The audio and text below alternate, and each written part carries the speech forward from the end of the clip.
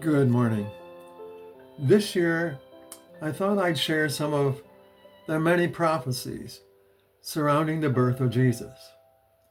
These messianic prophecies and the subsequent scriptures which brought forth their fulfillment help us realize that when God speaks, he ultimately fulfills his word. The number of prophecies regarding Jesus' birth and his life are too numerous to be a coincidence.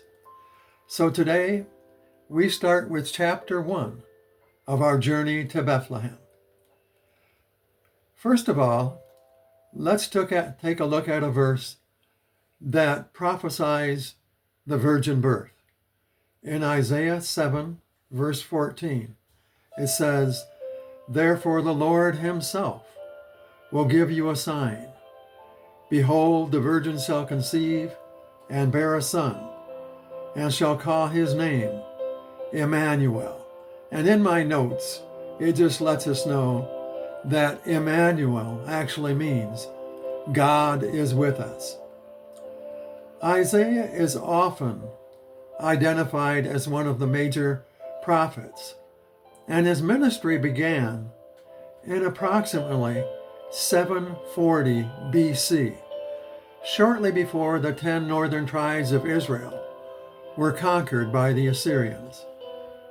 Because King Ahab refused to listen to the prophecies of Isaiah, the prophet spoke words about a future time when God would send the promised Messiah, Jesus, who is the Christ. In Isaiah's prophecy, the term Emmanuel is used, which literally means God with us. All right, you ready? We're going to fast forward now over 700 years, where we find the fulfillment of Isaiah's prophecy found in Matthew chapter 1. We're going to look at Matthew chapter 1, verses 16 through 25, using the New Living Translation. The birth of Jesus, this is how Jesus the Messiah was born. His mother Mary was engaged to be married to Joseph. But before the marriage took place, while she was still a virgin, she became pregnant through the power of the Holy Spirit. Joseph, to whom she was engaged, was a righteous man and did not want to disgrace Mary publicly. So he talked to her about breaking the engagement quietly. As he considered doing this, an angel of the Lord appeared to him in a dream.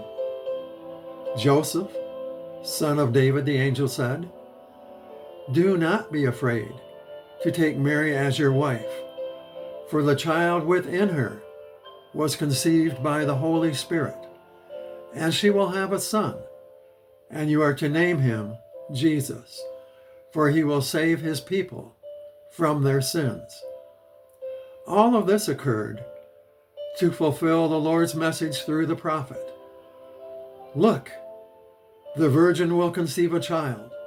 She will give birth to a son, and they shall call him Emmanuel," which means God with us. Now, when Joseph woke up from his dream, he did exactly as the angel of the Lord commanded, and took Mary to be his wife. But he did not have sexual relations with her until her son was born, and Joseph named him Jesus.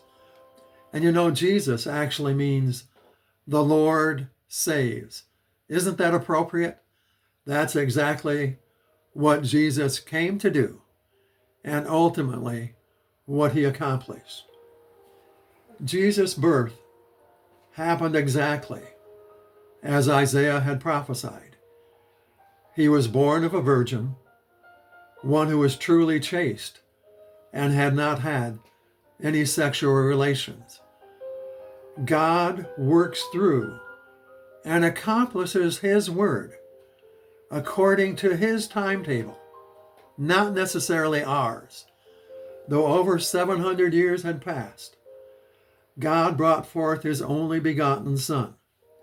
What do we see in John 3:16 from the New King James Version?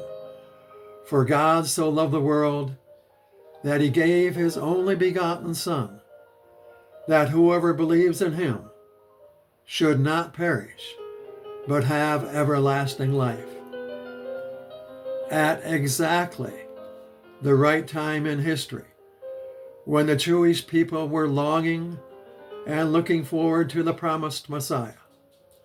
Stay tuned. The next thing we're going to look at will be Journey to Bethlehem, chapter 2, and we'll pick up the story there where it talks where the birth would happen. Thanks again. I hope you've enjoyed this first lesson, and we'll continue with the ensuing journeys to Bethlehem. Thank you.